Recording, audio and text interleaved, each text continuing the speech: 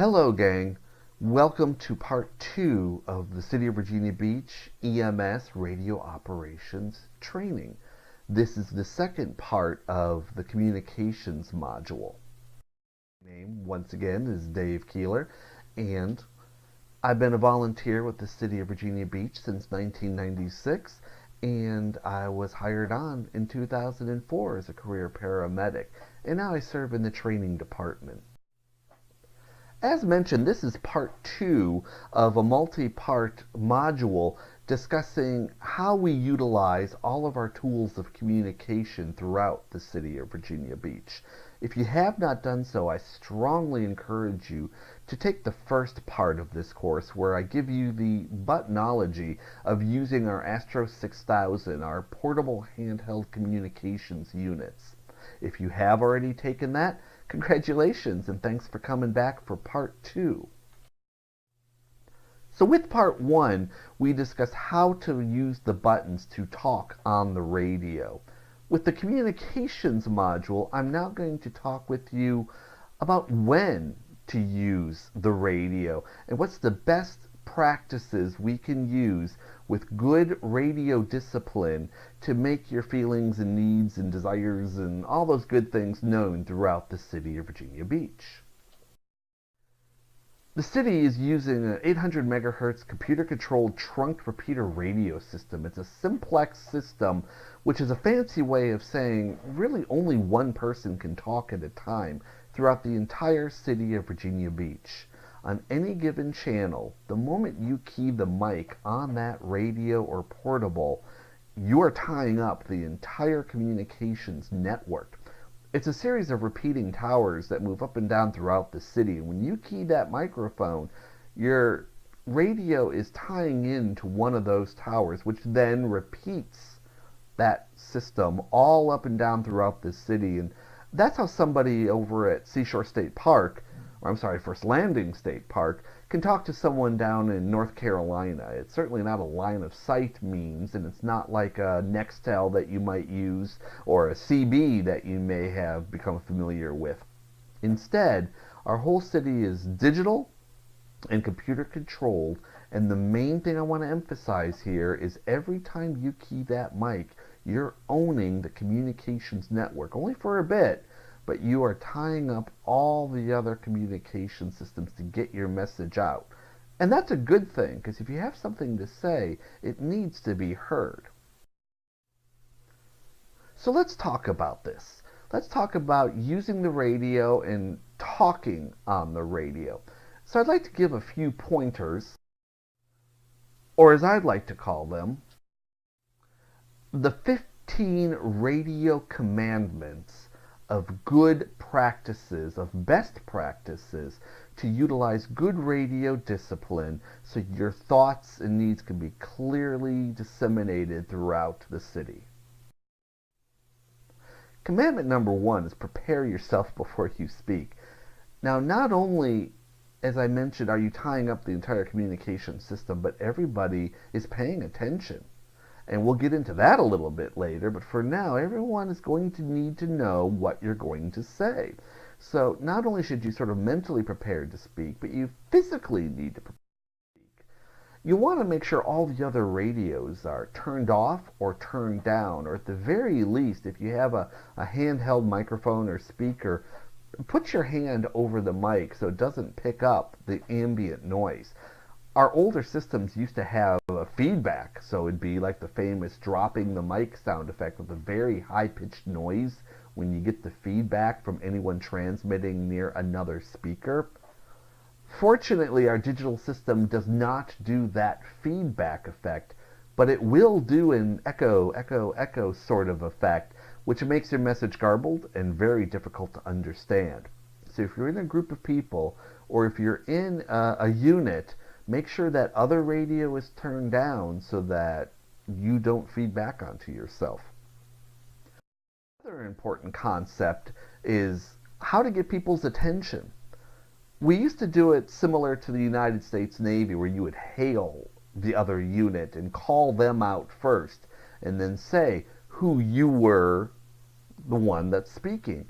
So I would say if I am on zone 9 and I want to get the attention of 121, I would key the microphone and say 121 from zone 9. We no longer do that. We do it the other way. We're not calling from ourselves to the unit. We are identifying ourselves to the other unit, or as I like to call it, the Star Trek way. It's who you are. It's Kirk to Enterprise. No longer is it I'm getting a hold of you from the person that's talking. So say who you are. In that case, I'm zone 9 trying to get a hold of 121. So it'd be zone 9 to 121. And that's how I would want to get their attention. The other factors I mentioned, you are on a multi-repeating system. So that takes a little bit of time for when you key that mic, that all the network throughout the city is going to convert itself to receive your signal. So it takes a less than 2 seconds, but it does take a few moments for all the towers to synchronize and start repeating your transmission. So when you key that mic, you'll hear a little chirp or a little beep, as I like to call it, the sort of Nextel sound effect.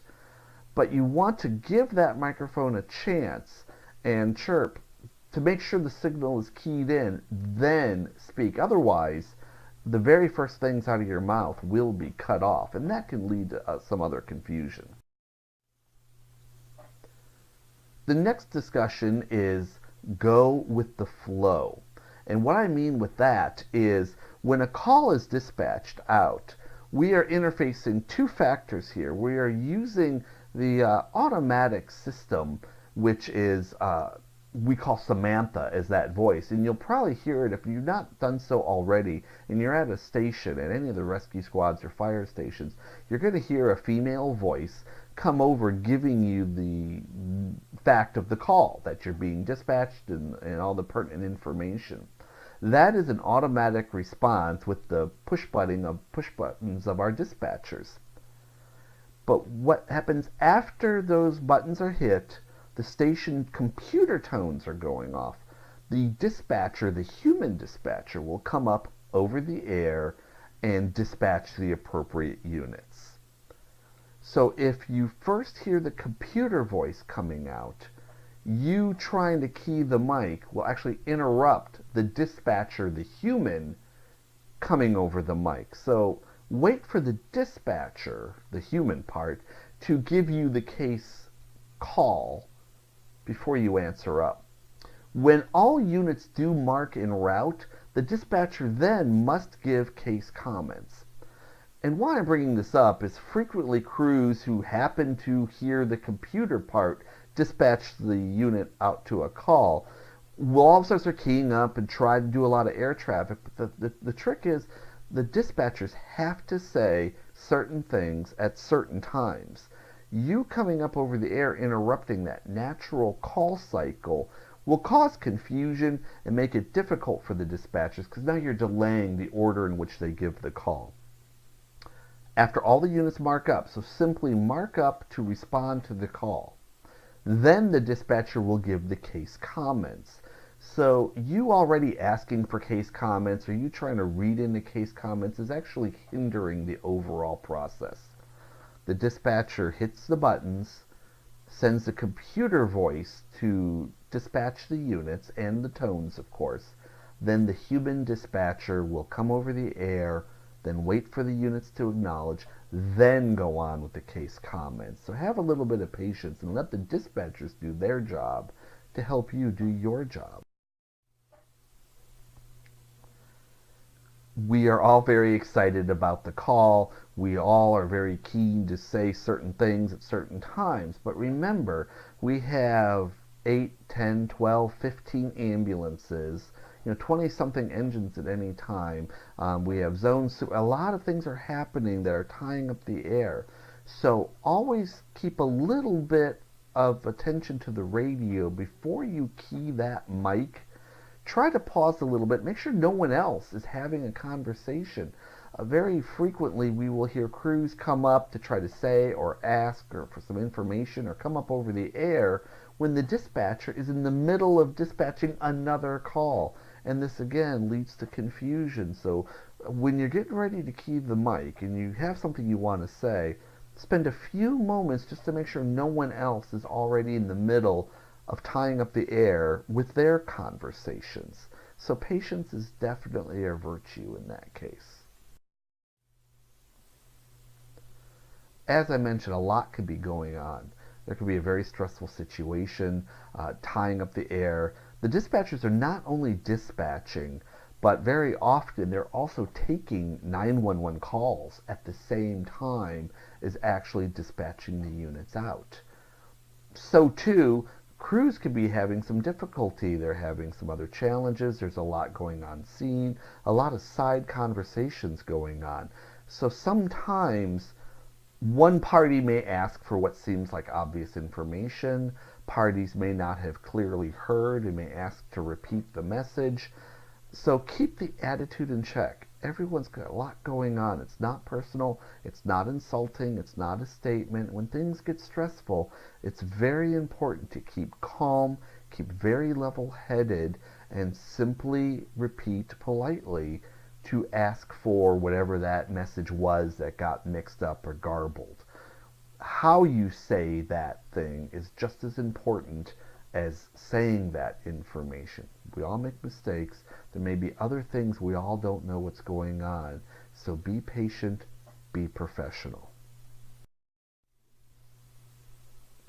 I want to keep repeating that what you are saying is tying up our system. And at any given time, we could have 10, 12, 15 calls all juggling in the air. All those units have communications that they want to give. All those parties have updates they want to give. And it's all happening over one channel. And it sounds like it's chaotic and disorganized, and sometimes it can seem that way. But if you keep your message, what you're going to say, brief and to the point, you're going to minimize that time that being held up. I always think of it as the information that I'm going to give out over the air may be that few seconds that the dispatcher was going to send out a cardiac arrest to somebody. So when I'm tying up the air, that's okay. That's what it's there for.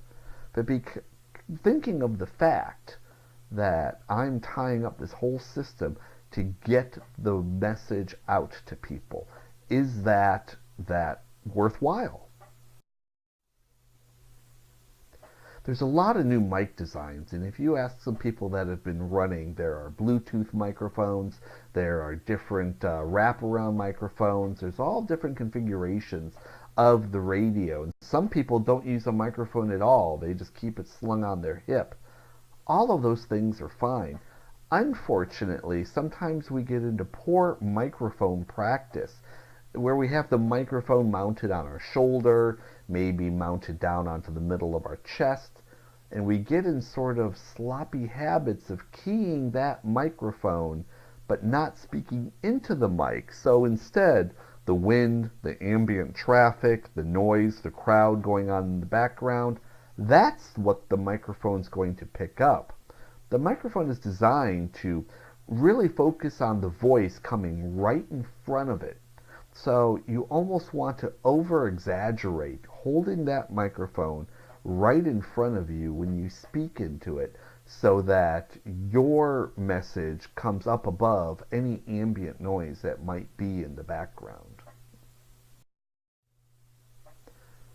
When I first joined, we had a number of 10 codes, and I thought that was the coolest thing. It's just like TV. And we used to have 1051s and 1036s and signal 3Is, and all very cryptic and all very, my secret language, if you will. And that was all great if you are a member of the City of Virginia Beach and you were only in the City of Virginia Beach. But one of the ramifications of the whole 9/11 Commission was that individual departments with their individual 10 codes makes it confusing for any kind of mutual aid situation, because then that other agency will have no idea what you're talking about. So instead, we are directed to use plain English for our communications. There's no more code red, no more code grays. There's only one acceptable 10 code, which seems so ubiquitous that everybody knows what it means. And that is 10-4. Trust the dispatcher. They are highly trained and they do things in a very precise order. A lot of times, if there's a police call going on, they will advise you there have been police that have been dispatched, the scene's not safe, and I'll have crews come over the air saying, oh, well, let us know when it's safe to go in. That is extraneous information. The dispatcher will tell you when it's safe to go in. It may take some time for the police to make sure that they're securing the scene. The police will then tell their dispatcher that the scene is clear for rescue to come on in. Then that dispatcher will have to tell EMS dispatch that information, and in turn, our dispatcher will tell us when it's safe to go on in. At the same rate, when a call taker in dispatch gets a 911 call, that call taker is the one generating the case. As the facts are coming in, that case is being put together on the computer. It's shipped over to the dispatcher that is our dispatcher, the appropriate one, whether it be police, fire, or us. And then they will send that to you. That's part of dispatching you. The same mechanism that sets off the tones, that sets off Samantha, the female voice, those same mechanisms are what's sending the pertinent case information to your computer. If there's a little bit of a change of that rhythm, for example, another unit gets assigned to the call because they're closer, or maybe two units might switch calls, or some other extenuating circumstance comes together, the dispatcher has to sort of do a few things to manipulate that case so it gets to your unit. There's no need to ask dispatch to send you the case. They will do that. They may verbally say, Unit 1428, could you pick up that call on Baltic Avenue? And they're telling you that to get you prepared and get you underway. While doing so, they are programming the case to be sent to your ambulance. That's part of the dispatch process. So there's no need for you to ask them to send the case to you.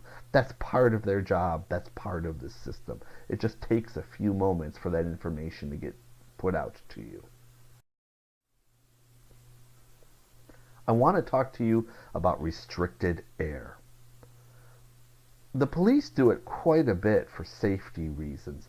Part of that is to make sure that if you have something very important going on, there's no other ambulances or units or police cars, anyone tying up the system when you might have emergency traffic going on. So a police officer in a foot chase may clear the air. A police officer searching a house may need radio silence in case something goes wrong, so they'll clear the air. EMS does do this as well. Sometimes there's something happening so dramatic. A famous case is when the F-18 crashed over off of Bird Neck Road. There was so much going on, so many units trying to get information out. The EMS supervisors have the authority to do something called restrict the air. They will tell the dispatcher over the air saying, restrict the air. And what that means is the dispatcher will set off a wobble tone and announce the air is restricted. When the air is restricted, that means nobody is to come up and use the radio. Unless either A, there's another emergency going on that's very important that you need to get that information out with what's going on with you, or B, if you're involved in the reason the air is restricted. So, for example, when the plane crashed, the first responding unit, it was appropriate for them to come up over the air because the air was being restricted for them. So if you're the one involved in the incident that is causing the air to be restricted, that air is being set aside for you to use. Or never be afraid to come over the radio no matter what if you are having your own emergency situation. When you were taking the first part of this modules, we talked about the tactical channels and what their purpose is a little bit, and we talked about how to switch to them. I want to take this opportunity to definitely switch to a TAC channel as quickly as possible. And why? Well, how our radio systems are working is the fire department has their own dispatcher, and the EMS department has their own dispatcher. And they're both operating on their own channels. But the tactical channel, because of the nature of no one computer system can see the other directly, the only entity that can tell on a call involving multiple units, both EMS and fire, the only entity that can see that is the dispatcher. So when there's an incident involving a tactical channel, the tactical channel will be assigned, and the dispatcher comes over and does the roll call. And that is the dispatcher simply making sure that every unit is on the TAC channel so that all the units involved are on the TAC channel, they're listening, and we're ready to talk about this particular incident. So remember, a tactical channel is going to be given out for major calls involving multiple units. So entrapments, mass casualty incidences, interstate accidents. All of those things will automatically get a tactical channel. So when you're dispatched to the call, don't just listen to the call and the address, but the dispatcher will announce what TAC channel has been assigned to your call. And as a review from earlier, have one of you switch over to that tactical channel. Traditionally, I'll have the AIC use a portable radio to switch to the tactical channel. And that AIC is the one that will speak for the unit for that incident. But I have the driver of the ambulance either use the ambulance radio or their own portable to listen to the command channel. Because there still may be information that the dispatcher is going to give out over the command channel. So now you got two people listening to two different channels, and it's you and your partner that have to have good verbal communication and pass on any messages that are pertinent to what's going on. So switch to that tactical channel. If you can't remember how to do so, then go back and watch part 1 with the buttonology. But remember to go to that tactical channel anytime there's a major incident, but automatically it's for any interstate call, any mass casualty call, any entrapment call, anything involving multiple units. And there may be times that you may need a tactical channel just issued to you. It won't be automatically done, but you can request one if there's extraneous conversations that you need to have with other incoming units. For example, if you're dispatched to a location and there's no patient there and you need to start setting up a search for that patient, then you're going to need a TAC channel so you're not tying up the main dispatch channel. Do not dispatch yourself on a call. There are many opportunities to go on many exciting calls. And I think it's fair to say some of us are a little more excited to go on some calls than others. Everyone will want to go to the big call, that big main event. But not everyone wants to go to that normal routine or even silly sounding call. There's oftentimes you may think you're closer to the call. You may think you're the better unit for the call. And if that's the case, you can always call the supervisor and let them know that information. Hey, I heard that call go out. I'm only 2 blocks away. Do you want me to pick that up? That's one thing. But don't just assume that because you're closer, you need to be the ambulance that goes. There may be other information that the supervisor is aware of that you're not. So it's the supervisor who can reassign an ambulance onto a call. Don't self-initiate or put yourself automatically on a call.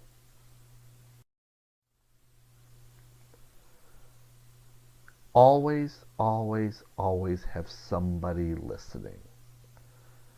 The city's gone through quite a bit of expense, and it's been a multi-year process, but we're in a position now, better than ever before, where every crew member can have a radio on their person. I discussed in part 1 about the emergency function of the radio and how important it is to have situational awareness, but let me repeat it again, it's that important. Every one of you needs to have a radio. That's your safety line in case something goes wrong. That's the way you can update the city with the information you need to get. And what you see and have going on may be very different than what your partner can see and have going on.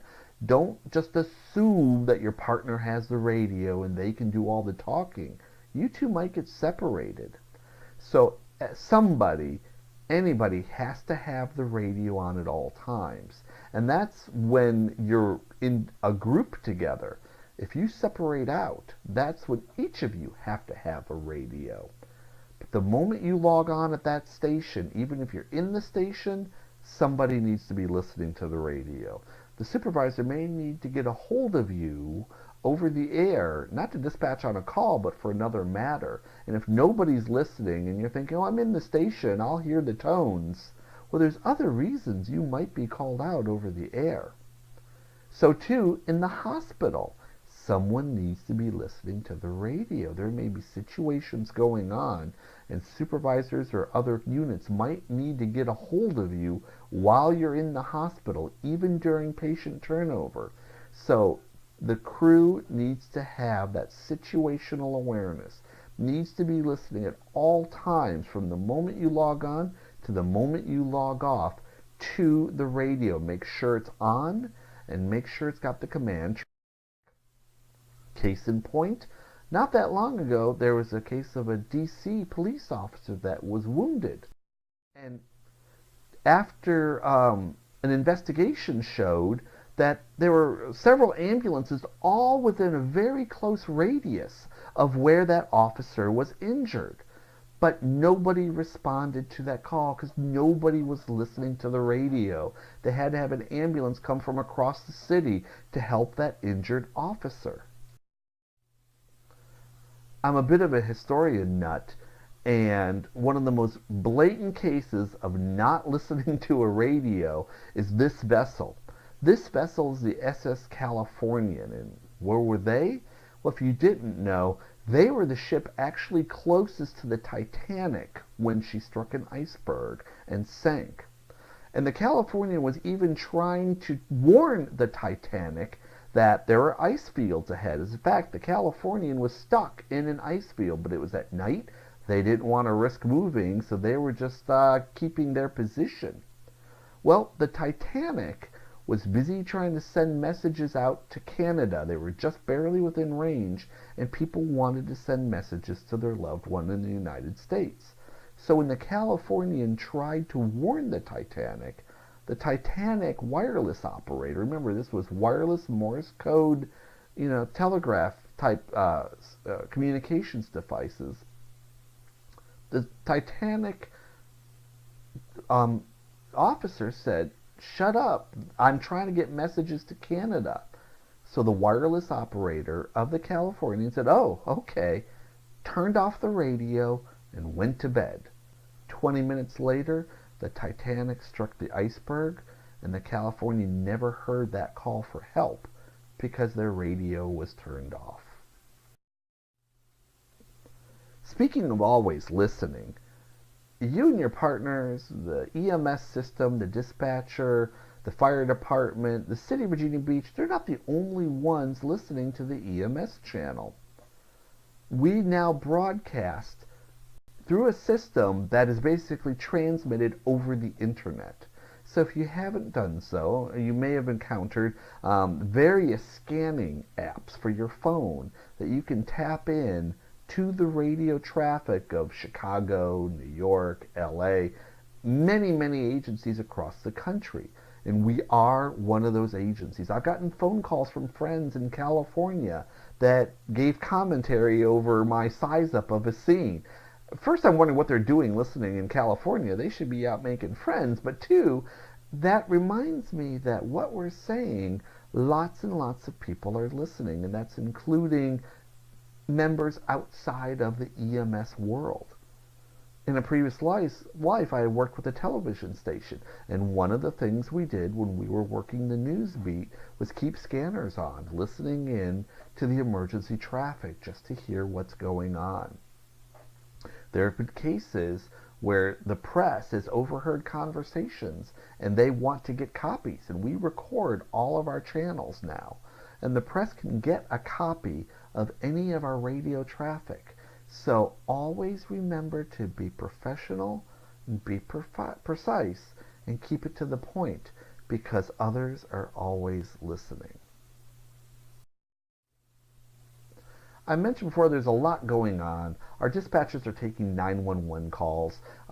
There's other conversations that you may not be hearing.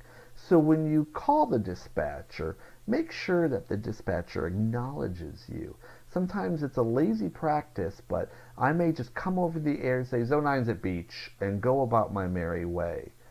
Well, the dispatcher, although they do a great job listening to our communications, that's what they're there for, sometimes if they're on the phone or doing a turnover, they may miss that quick burst of conversation. So I want to make sure when I say Zone 9 and talk to our dispatcher, and as I mentioned, or will mention, our dispatchers to be just as Virginia Beach. So I would say Zone 9 to Virginia Beach, and I will wait for them to acknowledge me. Then I'll say I'm at Virginia Beach General Hospital. Usually their shorthand for acknowledging you is to just simply tell you the time. That time stamps when that conversation took place. So if you were listening to a recording, you don't have to synchronize it with a clock. Really not just dispatcher, but anyone you're trying to get a hold of, make sure that they acknowledge you, and so too, make sure you acknowledge a message given to them. Frequently, the dispatch may want to get a hold of you to give you some updated case notes or the like, or some particular instructions. So say the dispatcher might go, post, the scene's not safe for you to come in. Make sure you acknowledge them just with a 10-4, and the dispatcher will acknowledge you with a timestamp. That lets both of you know that you heard the information. With all this talk about going over the air and going over the radio, it's very important to get your information out, and there's no doubt about that. But we also have a computer system that can handle 90% of these routine calls and routine situations. So we will go into the actual operation of our computer systems in a later module, but suffice to say for now, use the computer for all your routine status changes. You want to use the en route button, the on scene button for your ambulance, but what I want to also communicate is don't forget the zone car is also going through those same status changes. So if you're on the ambulance and there's two of you on the ambulance, and a zone car is going to ride that call in, one of you needs to drive the zone car to take to the hospital. When you get in that zone car, you make the same status changes as you would in the ambulance. So you're obviously going to use the computer to mark responding. There's a big button saying that you're en route. Use the computer to show when you're on scene. You can also use the computer to let you know when you're clear of a call. Now, not only is this clear from the hospital, but you can also use it if you're on scene, it was a patient refusal or EMS not needed. You can use this computer to do all these routine and normal status changes. Don't be afraid to come over the air if there's going to be a delay or there's more extraneous information that needs to go out. But please try to use the computer for yourself, or if you're in the zone car, for all the normal call status changes. So once again, just the beginning. Always learn from your field training officers, learn from station officers and other city officers. Even if they don't have a gold badge, learn from the experienced members who have seen the changes and have adopted those best practices. But most of all, never stop learning. Thank you very much for your time.